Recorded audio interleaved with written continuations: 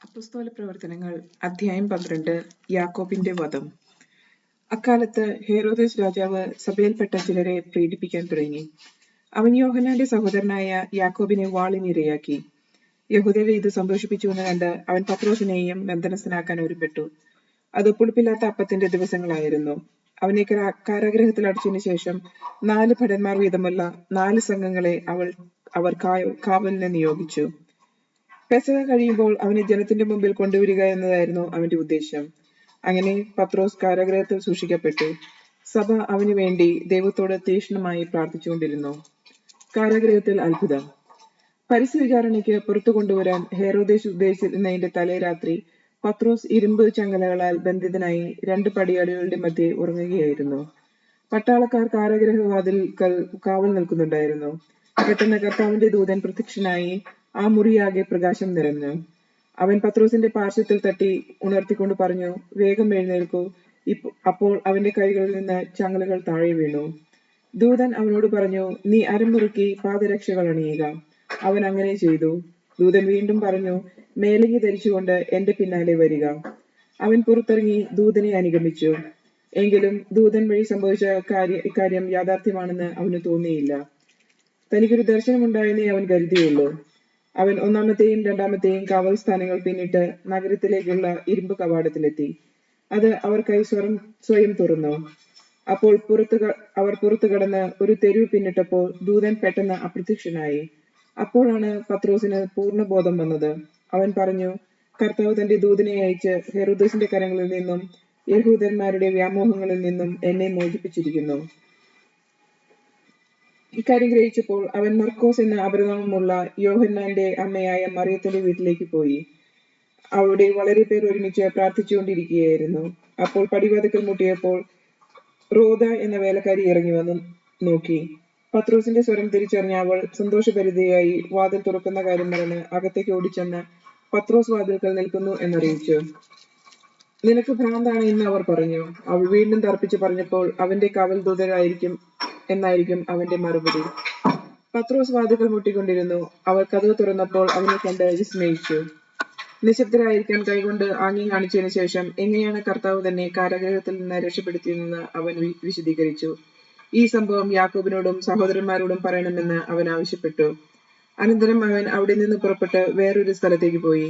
പ്രഭാതമായപ്പോൾ പത്രോസിന് എന്ത് സംഭവിച്ചിരിക്കാമെന്നതിനെ കുറിച്ച് പടിയാടികളുടെ ഇടയിൽ വലിയ പരിഭ്രാന്തി ഉണ്ടായി. അവനെ അന്വേഷിച്ച് കണ്ടെത്താനാവാത്തപ്പോൾ ഹെരോദോസ് കാവൽക്കാരെ വിചാരണ ചെയ്യുകയും അവനെ കൊല്ലാൻ ആജ്ഞാപിക്കുകയും ചെയ്തു. അനന്തരം പത്രോസ് യൂദായിൽ നിന്ന് കേസറിയയിലേക്ക് പോയി അവിടെ താമസിച്ചു. ഹെരോദേസിന്റെ ദുരന്തം. ടയറിലും സീദോനിലുമുള്ള ആളുകളോട് ഹെരോദസിനോട് വൈരമുണ്ടായിരുന്നു. അവർ ഒത്തുചേർന്ന് രാജാവിന്റെ അടുത്ത് ചെന്ന് അവന്റെ പള്ളിയറക്കാരനായ ബ്ലാസ്തോസിനെ സ്വാധീനിച്ച് സമാധാനത്തിനു വേണ്ടി അപേക്ഷിച്ചു. കാരണം അവരുടെ ഉദ്ദേശം ഭക്ഷണ സാധനങ്ങൾ ആശ്രയിച്ചിരുന്നത് അവന്റെ രാജ്യത്തെയാണ്. ഒരു നിശ്ചിത ദിവസം ഹെരോദേസ് രാജകീയ വസ്ത്രങ്ങൾ ധരിച്ച് സിംഹാസനത്തിൽ ഉപവിഷ്ടനായി അവരോട് പരസ്യമായി സംസാരിച്ചു. ജനക്കൂട്ടം വിളിച്ചു പറഞ്ഞു, ഇത് ഒരു ദേവന്റെ സ്വത്താണ്, മനുഷ്യന്റേതല്ല. പെട്ടെന്ന് കർത്താവിന്റെ ദൂതൻ അവനെ അടിച്ചു വീഴ്ത്തി. എന്തെന്നാൽ ദൈവത്തിന് അവൻ മഹത്വം നൽകിയില്ല. പുഴുക്കൾക്കിടയിലായി അവൻ അന്ത്യശ്വാസം വലിച്ചു. ദൈവവചനം വളർന്ന് വ്യാപിച്ചു. ബർന്നബാസും സാവൂളും തങ്ങളുടെ ദൗത്യം പൂർത്തിയാക്കി ജെറുസലേമിൽ നിന്ന് തിരിച്ചു വന്നു. മർക്കോസ് എന്ന അപരനാമമുള്ള യോഹന്നാനും അവരുടെ കൂടെ പോന്നു. അധ്യായം 13. ബർന്നബാസും സാവൂളും അയക്കപ്പെടുന്നു. അന്ത്യോക്യയിലെ സഭയിൽ പ്രവാചകന്മാരും പ്രബോധകരും ഉണ്ടായിരുന്നു. ബർന്നബാസ് നീഗർ എന്ന് വിളിക്കപ്പെടുന്ന ഷിമിയോൻ, കിറേനക്കാരൻ ലൂസിയോസ്, സമാന്ത രാജാവായ ഹെരോദോസിനോട് കൂടെ വളർന്ന മനായേൻ, സാവൂൾ എന്നിവർ അവർ കർത്താവിന് ശുശ്രൂഷ ചെയ്തും ഉപവസിച്ചും കഴിയവേ പരിശുദ്ധാത്മാവ് അവരോട് പറഞ്ഞു, ബർന്നബാസിനെയും സാവൂളിനെയും ഞാൻ വിളിച്ചിരിക്കുന്നത് ജോലിക്കായി എനിക്ക് വേണ്ടി മാറ്റി നിർത്തുക. ഉപവാസത്തിനും പ്രാർത്ഥനയ്ക്കും ശേഷം അവർ അവരുടെ മേൽ കൈവെപ്പ് നടത്തി പറഞ്ഞയച്ചു. പാഫോസിലെ മാന്ത്രികൻ. പരിശുദ്ധാത്മാവിനാൽ അയക്കപ്പെട്ട അവൻ സെലൂക്യയിലേക്ക് പോവുകയും അവിടെ നിന്ന് സൈപ്രസിലേക്ക് കപ്പൽ കയറുകയും ചെയ്തു. സലാമീസിൽ എത്തിയപ്പോൾ അവർ യഹൂദരുടെ സിനഗോഗുകളിൽ ദൈവവചനം പ്രസംഗിച്ചു. അവരെ സഹായിക്കാൻ യോഹന്നാനും ഉണ്ടായിരുന്നു.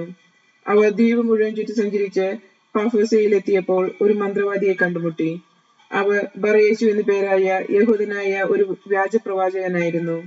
ഉപസ്ഥാനിയും ബുദ്ധിമാന്യമായ സോർജിയൂസ് പാവൂളൂസിന്റെ ഒരു സദസ്യനായിരുന്നു അവൻ. ഈ ഉപസ്ഥാനപതി ദൈവവചനം ശ്രവിക്കാൻ താല്പര്യപ്പെട്ട് ബർന്നബാസിനെയും സാവൂളിനെയും വിളിപ്പിച്ചു.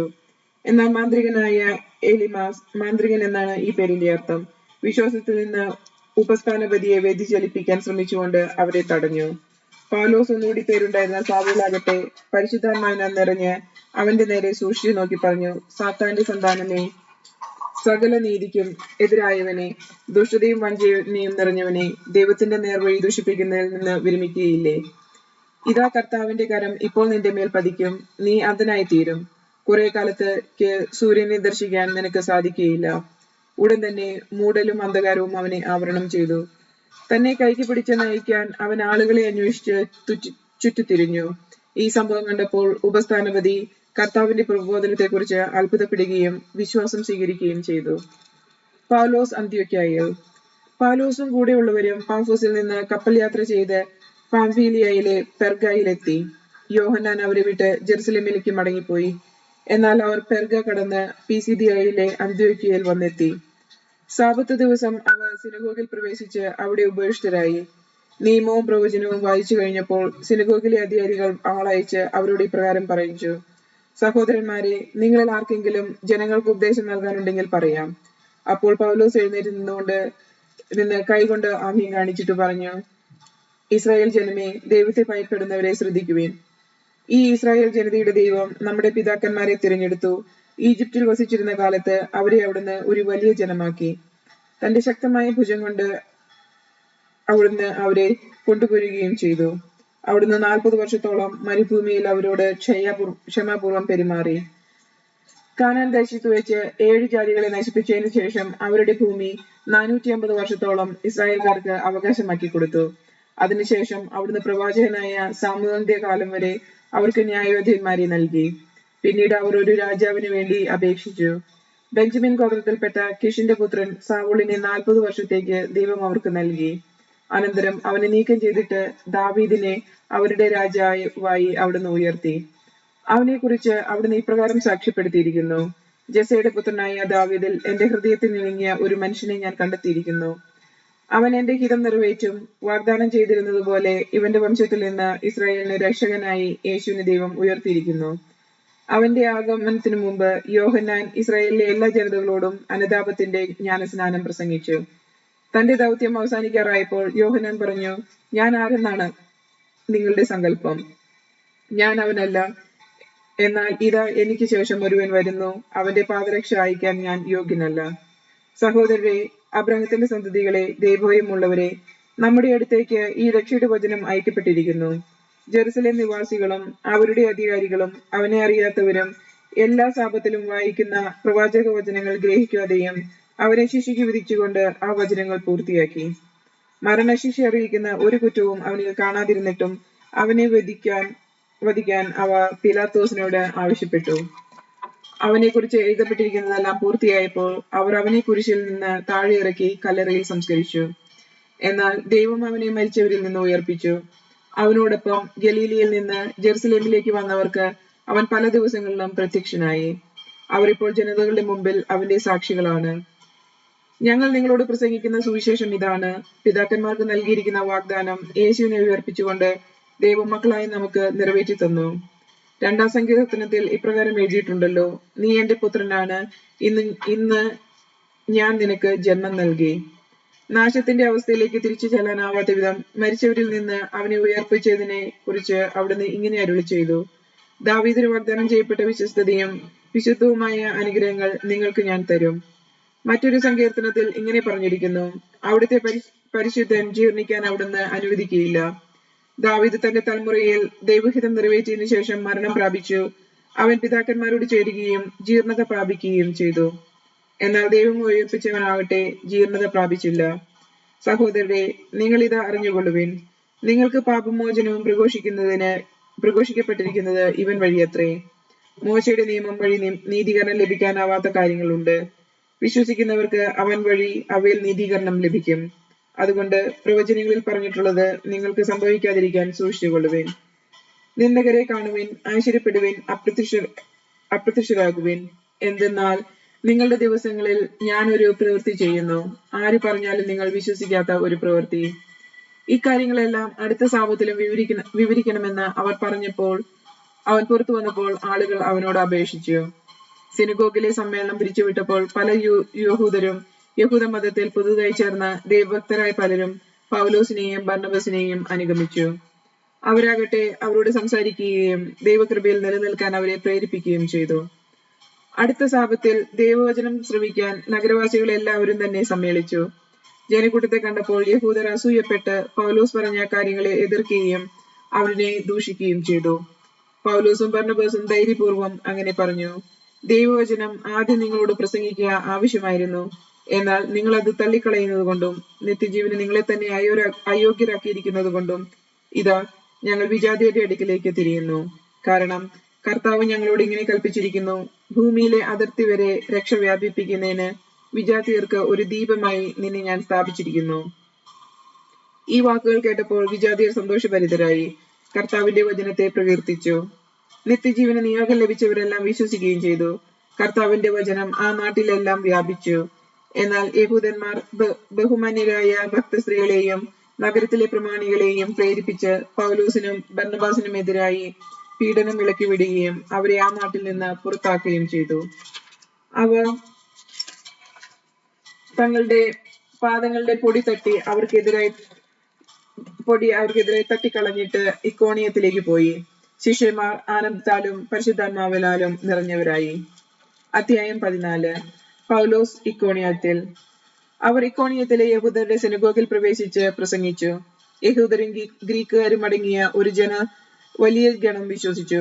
വിശ്വസിക്കാതിരുന്ന യഹൂദർ സഹോദരർക്കെതിരായി വിജാതിയരെ ഇളക്കുകയും അവരുടെ മനസ്സിനെ വിദ്വേഷം കൊണ്ട് നിറയ്ക്കുകയും ചെയ്തു. എങ്കിലും അവർ വളരെ നാൾ അവിടെ താമസിച്ച് കർത്താവിനെ പറ്റി ധൈര്യപൂർവ്വം പ്രസംഗിച്ചു. അത്ഭുതങ്ങളും അടയാളങ്ങളും പ്രവർത്തിക്കാൻ അവർക്ക് അനുഗ്രഹം നൽകിക്കൊണ്ട് കർത്താവ് തന്റെ കൃപയുടെ വചനത്തിന് സാക്ഷ്യം നൽകി. എന്നാൽ നഗരത്തിലെ ജനങ്ങളുടെ ഇടയിൽ ഭിന്നതയുണ്ടായി. ചിലർ യഹൂദരുടെ കൂടെയും ചിലർ അപ്പോസ്തലന്മാരുടെ കൂടെയും ചേർന്നു. അവരെ അപമാനിക്കാനും കല്ലെറിയാനുമുള്ള ഒരു നീക്കം വിജാതിയരുടെയും യഹൂദരുടെയും അവരുടെ അധികാരികളുടെയും ഭാഗത്തു നിന്നുണ്ടായി. ഇതറിഞ്ഞ് അവർ ലക്കോവോനിയയിലെ നഗരങ്ങളായ ലിസ്ത്രായിലേക്കും ദർബയിലേക്കും സമീപ പ്രദേശങ്ങളിലേക്കും പലായനം ചെയ്തു. അവിടെ അവർ സുവിശേഷം പ്രസംഗിച്ചുകൊണ്ടിരുന്നു. ലിസ്ത്രായിൽ. കാലുകൾക്ക് സ്വാധീനമില്ലാത്ത ഒരുവൻ ലിസ്ത്രായിൽ ഉണ്ടായിരുന്നു. ജന്മനാ മുടന്തനായിരുന്ന അവന് ഒരിക്കലും നടക്കാൻ കഴിഞ്ഞിരുന്നില്ല. പൗലോസ് പ്രസംഗിക്കുന്നത് അവൻ കേട്ടു. പൗലോസ് അവനെ സൂക്ഷിച്ചു നോക്കി. സൗഖ്യം പ്രാപിക്കാൻ തക്ക വിശ്വാസം അവനുണ്ടെന്ന് കണ്ട് പൗലോസ് ഉച്ചത്തിൽ പറഞ്ഞു: എഴുന്നേറ്റ് കാലുറപ്പിച്ചു നിൽക്കുക. അവൻ ചാടി എഴുന്നേറ്റ് നടന്നു. പൗലോസ് ചെയ്ത ഈ പ്രവൃത്തി കണ്ട ജനക്കൂട്ടം ലിക്കവോനിയൽ ഭാഷയിൽ ഉച്ചത്തിൽ വിളിച്ചു പറഞ്ഞു: ദേവന്മാർ മനുഷ്യരൂപം ധരിച്ച് നമ്മുടെ ഇടയിലേക്ക് ഇറങ്ങി വന്നിരിക്കുന്നു. അവർ ബർന്നബാസിനെ സേവൂസ് എന്നും പൗലോസ് പ്രധാന പ്രസംഗകനായിരുന്നതിനാൽ അവനെ ഹെർമസ് എന്നും വിളിച്ചു. നഗരത്തിലെ മുമ്പിലുള്ള സേവൂസിന്റെ ക്ഷേത്രത്തിലെ പുരോഹിതർ കാളകളും പൂമാലകളുമായി കവാടത്തിങ്കിൽ വന്ന് ജനങ്ങളോട് ചേർന്ന് ബലിയർപ്പിക്കുവാൻ ആഗ്രഹം പ്രകടിപ്പിച്ചു. ഇതറിഞ്ഞ അപ്പോസ്തലന്മാരായ ബർന്നബാസും പൗലോസും വസ്ത്രം കീറി ജനക്കൂട്ടത്തിലേക്ക് ഓടിച്ചെന്ന് വിളിച്ചു പറഞ്ഞു: ഹേ മനുഷ്യരെ, നിങ്ങൾ ഈ ചെയ്യുന്നത് എന്താണ്? ഞങ്ങളും നിങ്ങളെപ്പോലെ തന്നെ ഉള്ള മനുഷ്യരാണ്. വ്യർത്ഥമായ ഈ രീതികളിൽ നിന്ന് ജീവിക്കുന്ന ദൈവത്തിലേക്ക് നിങ്ങൾ തിരിയണം എന്ന് ഞങ്ങൾ നിങ്ങളെ ഉദ്ബോധിപ്പിക്കുന്നു. അവിടുന്നാണ് ആകാശവും ഭൂമിയും സമുദ്രവും അതിലെ സമസ്തവും സൃഷ്ടിച്ചത്.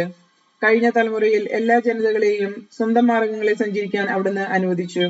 എങ്കിലും നന്മ പ്രവർത്തിക്കുകയും ആകാശത്ത് നിന്ന് മഴയും ഫലപുഷ്ടമായ കാലാവസ്ഥയും നിങ്ങൾക്ക് പ്രദാനം ചെയ്യുകയും ആഹാരവും ആനന്ദവും നൽകി നിങ്ങളുടെ ഹൃദയങ്ങളെ നിറയ്ക്കുകയും ചെയ്തുകൊണ്ട് അവിടുന്ന് തനിക്ക് സാക്ഷ്യം നൽകിക്കൊണ്ടിരിക്കുന്നു.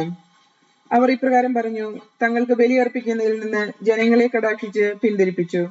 എത്യോക്യയിൽ നിന്നും ഇക്കോണിയത്തിൽ നിന്നും അവിടെ എത്തിയ യഹൂദന്മാർ ജനങ്ങളെ പ്രേരിപ്പിച്ച് പൗലോസിനെ കല്ലെറിയിച്ചു. മരിച്ചുപോയെന്ന് വിചാരിച്ച് അവർ അവനെ നഗരത്തിന് പുറത്തേക്ക് വലിച്ചു കൊണ്ടുപോയി. എന്നാൽ ശിഷ്യന്മാർ അവന് ചുറ്റും കൂടിയപ്പോൾ അവൻ എഴുന്നേറ്റ് പട്ടണത്തിൽ പ്രവേശിച്ചു. അന്ത്യോക്യയിൽ. അടുത്ത ദിവസം ബർന്നബാസുമൊത്ത് അവൻ ദർബയിലേക്ക് പോയി. ആ നഗരത്തിലും അവൻ സുവിശേഷം പ്രസംഗിച്ചു പലരെയും ശിഷ്യരാക്കി. അനന്തരം അവൻ ലിസ്ത്രയിലേക്കും ഇക്കോണിയത്തിലേക്കും അന്ത്യോക്യയിലേക്കും തിരിച്ചു ചെന്നു. വിശ്വാസത്തിൽ നിലനിൽക്കണമെന്നും നിരവധി പീഡനങ്ങളിലൂടെ ദൈവരാജ്യത്തിൽ പ്രവേശിക്കണമെന്നും ഉപദേശിച്ചുകൊണ്ട് ശിഷ്യരുടെ മനസ്സിനെ അവർ ശക്തിപ്പെടുത്തി. അവർ സഭകൾ തോറും ശ്രേഷ്ഠന്മാരെ നിയമിച്ച് പ്രാർത്ഥനയോടും ഉപവാസത്തോടും കൂടെ അവരെ തങ്ങൾ വിശ്വസിച്ച കർത്താവിന് സമർപ്പിച്ചു. പിന്നീട് അവർ പീസദിയയിലേക്ക് കടന്ന് പാംഫിലിയയിൽ എത്തി. പെർഗയിൽ വചനം പ്രസംഗിച്ചതിനു ശേഷം അവർ അത്താലിയയിലേക്ക് പോയി. അവിടെ നിന്ന് അന്ത്യോക്യയിലേക്ക് കപ്പൽ കയറി. തങ്ങൾ നിർവഹിച്ച ദൗത്യത്തിന് ആവശ്യമായിരുന്ന ദൈവകൃപയ്ക്ക് അവർ ഭരമേൽപ്പിക്കപ്പെട്ടത് അവിടെ വെച്ചാണല്ലോ. അവർ അവിടെ എത്തിയപ്പോൾ സഭയെ വിളിച്ചുകൂട്ടി തങ്ങൾ മുഖാന്തരം ദൈവം എന്തെല്ലാം പ്രവർത്തിച്ചുവെന്നും വിജാതിയർക്ക് വിശ്വാസത്തിന്റെ വാതിക്കൽ അവിടുന്ന് എങ്ങനെ തുറന്നു കൊടുത്തുവെന്നും വിശദീകരിച്ചു. പിന്നീട് കുറെ കാലത്തേക്ക് അവർ ശിഷ്യരോടുകൂടെ അവിടെ താമസിച്ചു. അധ്യായം 15. ജെറുസലേം സൂനോഹദോസ്. യൂദയിൽ നിന്ന് ചിലർ അവിടെ വന്ന് മോശയുടെ നിയമം അനുസരിച്ച് പരിച്ഛേദനം ചെയ്യപ്പെടാത്തവർ പക്ഷം രക്ഷ പ്രാപിക്കാൻ സാധ്യമല്ല എന്ന് സഹോദരരെ പഠിപ്പിച്ചു. പൗലോസും ബർന്നബാസും അവരോട് വിയോജിക്കുകയും വിവാദത്തിൽ ഏർപ്പെടുകയും ചെയ്തു. തന്മൂലം ജെറുസലേമിൽ ചെന്ന് അപ്പോസ്തലന്മാരോടും ശ്രേഷ്ഠന്മാരുമായി ഈ പ്രശ്നം ചർച്ച ചെയ്യാൻ പൗലോസും ബർന്നബാസും അവരുടെ കൂട്ടത്തിൽപ്പെട്ട മറ്റു ചിലരും നിയോഗിക്കപ്പെട്ടു. സഭയുടെ നിർദ്ദേശമനുസരിച്ച് യാത്ര തിരിച്ച അവർ വിജാതിയരുടെ മാനസാന്തര വാർത്ത വിവരിച്ച് കേൾപ്പിച്ചുകൊണ്ട് ഫിനീഷ്യ, സമറിയ എന്നിവിടങ്ങളിലൂടെ കടന്നുപോയി. സഹോദരന്മാർക്കെല്ലാം വളരെ സന്തോഷമുളവായി. ജെറുസലേമിൽ എത്തിയപ്പോൾ സഭയും അപ്പോസ്തലന്മാരും ശ്രേഷ്ഠന്മാരും അവരെ സ്വീകരിച്ചു. ദൈവം തങ്ങൾ മുഖാന്തരം പ്രവർത്തിച്ച കാര്യങ്ങൾ അവർ പ്രഖ്യാപിച്ചു. എന്നാൽ ഫരിസേയരുടെ ഗണത്തിൽ നിന്ന് വിശ്വാസം സ്വീകരിച്ച ചിലർ എഴുന്നേറ്റ് നിന്ന് പ്രസ്താവിച്ചു. അവരെ പരിശോധന ചെയ്യുകയും മോശയുടെ നിയമം പാലിക്കണമെന്ന് അവരോട് നിർദ്ദേശിക്കുകയും ചെയ്യുക ആവശ്യമാണ്. ഇക്കാര്യം പരിഗണിക്കാൻ അപ്പോസ്തലന്മാരും ശ്രേഷ്ഠന്മാരും ഒരുമിച്ചുകൂടി. വലിയ വാദപ്രതിവാദം നടന്നപ്പോൾ പത്രോസ് എഴുന്നേറ്റ് നിന്ന് പറഞ്ഞു, സഹോദരന്മാരെ, വളരെ മുമ്പ് തന്നെ ദൈവം നിങ്ങളുടെ ഇടയിൽ ഒരു തെരഞ്ഞെടുപ്പ് നടത്തുകയും വിജാതിയർ എന്റെ അധരങ്ങളിൽ നിന്ന് സുവിശേഷ വചനങ്ങൾ വിശ്വസിക്കണമെന്ന് നിശ്ചയിക്കുകയും ചെയ്തു എന്ന് നിങ്ങൾക്കറിയാമല്ലോ. ഹൃദയങ്ങളെ അറിയുന്ന ദൈവം നമുക്കെന്ന പോലെ അവർക്കും പരിശുദ്ധാത്മാവിനെ നൽകിക്കൊണ്ട് അവരെ അംഗീകരിച്ചു. നമ്മളും അവരും തമ്മിൽ അവിടുന്ന് വ്യത്യാസം കൽപ്പിച്ചിട്ടില്ല. അവരുടെ ഹൃദയങ്ങളെയും വിശ്വാസം കൊണ്ട് പവിത്രീകരിച്ചു. അതുകൊണ്ട് നമ്മുടെ പിതാക്കന്മാർക്കോ നമുക്കോ താങ്ങാൻ വയ്യാതിരുന്ന ഒരു നുകം ഇപ്പോൾ ശിഷ്യന്മാരുടെ ചുമലിൽ വെച്ച് കെട്ടി എന്തിനു ദൈവത്തെ നിങ്ങൾ പരീക്ഷിക്കുന്നു? അവരെ പോലെ തന്നെ നാമം രക്ഷ പ്രാപിക്കുന്നത് കർത്താവായ യേശുവിന്റെ കൃപയാലാണെന്ന് നാം വിശ്വസിക്കുന്നു. സമൂഹം നിശബ്ദമായിരുന്ന് തങ്ങൾ വഴി വിജാതിയരുടെ ഇടയിൽ ദൈവം പ്രവർത്തിച്ച അത്ഭുതങ്ങളും അടയാളങ്ങളും ബർന്നബാസും പൗലോസും വിവരിക്കുന്നത് അവർ ശ്രദ്ധാപൂർവം കേട്ടിരുന്നു. അവർ പറഞ്ഞ് അവസാനിച്ചപ്പോൾ യാക്കോബ് പറഞ്ഞു, സഹോദരന്മാരെ, ഞാൻ പറയുന്നത് കേൾക്കുവിൻ. എന്റെ നാമത്തിനു വേണ്ടി വിജാതിയരിൽ നിന്ന് ഒരു ജനത്തെ തിരഞ്ഞെടുക്കാൻ ദൈവം ആദ്യം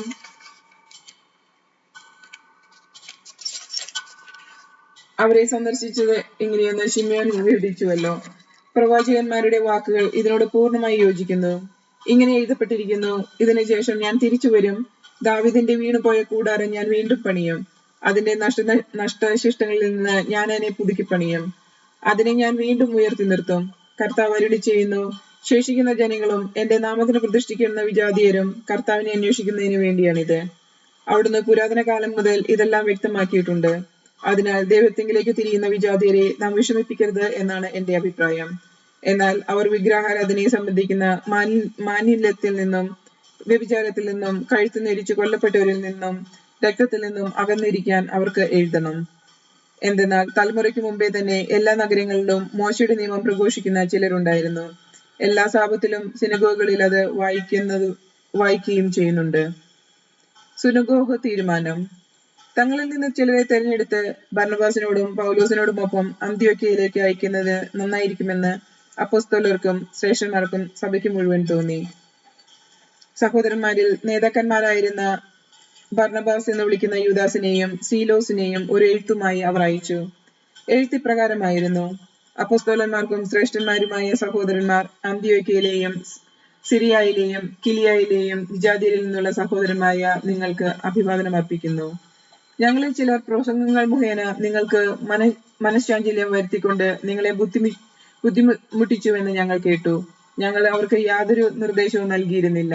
അതുകൊണ്ട് തെരഞ്ഞെടുക്കപ്പെട്ട ചിലരെ നമ്മുടെ പ്രിയപ്പെട്ട ബർന്നബാസിനോടും പൗലോസിനോടൊപ്പം നിങ്ങളുടെ അടുക്കലേക്ക് അയക്കുന്നത് നന്നായിരിക്കുമെന്ന് ഞങ്ങൾ ഏകകണ്ഠേനമായി തീരുമാനിച്ചു. അവർ നമ്മുടെ കർത്താവായ യേശുക്രിസ്തുവിന്റെ നാമത്തെ പ്രതി സ്വന്തം ജീവനെ പോലും പണയപ്പെടുത്തിക്കൊണ്ട് ഇരിക്കുന്നവരാണല്ലോ.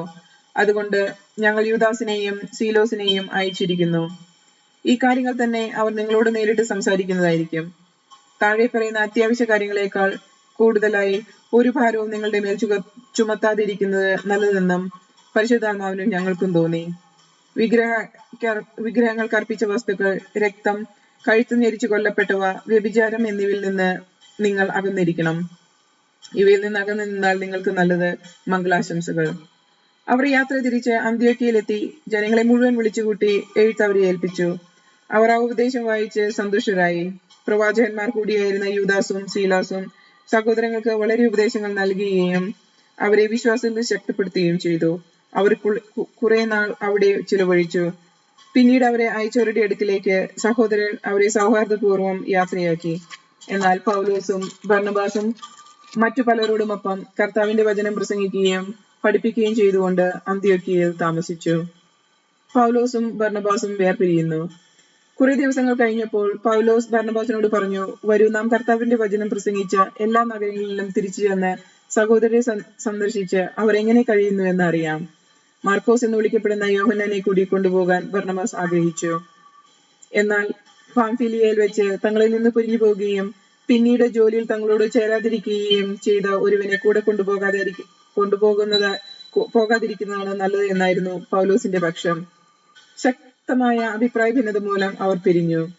ബർന്നബാസ് മർക്കോസിനെയും കൂട്ടി സൈപ്രസിലേക്ക് കപ്പൽ കയറി. പൗലോസ് സീലോസിനെ തിരഞ്ഞെടുത്ത് അവനോടുകൂടെ യാത്ര തിരിച്ചു.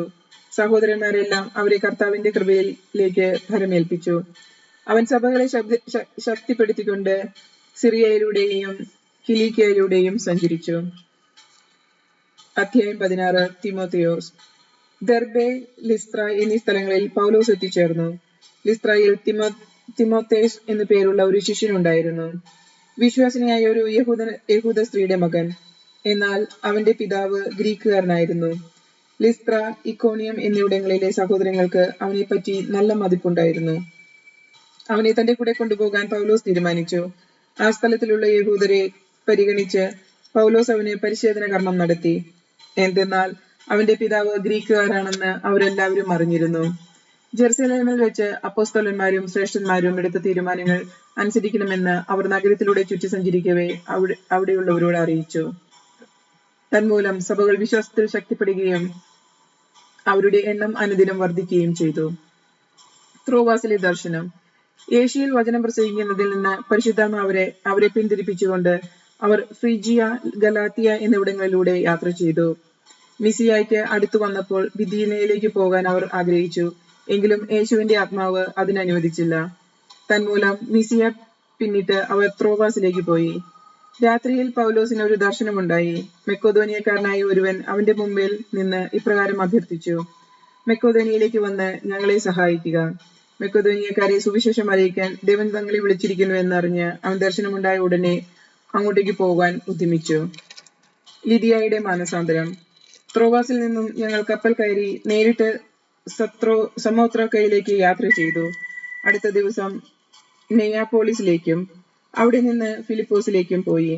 അത് മെക്കദോനിയയുടെ ആ ഭാഗത്തെ പ്രധാന നഗരവും റോമയുടെ അധികാരത്തിലുള്ള സ്ഥലവുമായിരുന്നു. കുറെ ദിവസം ഞങ്ങൾ ആ നഗരത്തിൽ താമസിച്ചു. നഗര കവാടത്തിന് പുറത്ത് നദീതീരത്ത് ഒരു പ്രാർത്ഥനാ കേന്ദ്രമുണ്ടെന്ന് തോന്നിയതിനാൽ അവിടേക്ക് ഞങ്ങൾ പോയി. ആ സ്ഥലത്ത് വന്നുകൂടിയ സ്ത്രീകളോട് ഞങ്ങൾ അവിടെ ഇരുന്ന് സംസാരിച്ചു. ഞങ്ങളുടെ വാക്കുകൾ കേട്ടവരുടെ കൂട്ടത്തിൽ തിയത്തീറ പട്ടണത്തിൽ നിന്ന് വന്ന പട്ടുവിൽപ്പനക്കാരിയും ദൈവഭക്തിയുമായ ലിദിയ എന്ന സ്ത്രീ ഉണ്ടായിരുന്നു. പൗലോസ് പറഞ്ഞ കാര്യങ്ങൾ ഗ്രഹിക്കാൻ കർത്താവ് അവളുടെ ഹൃദയം തുറന്നു.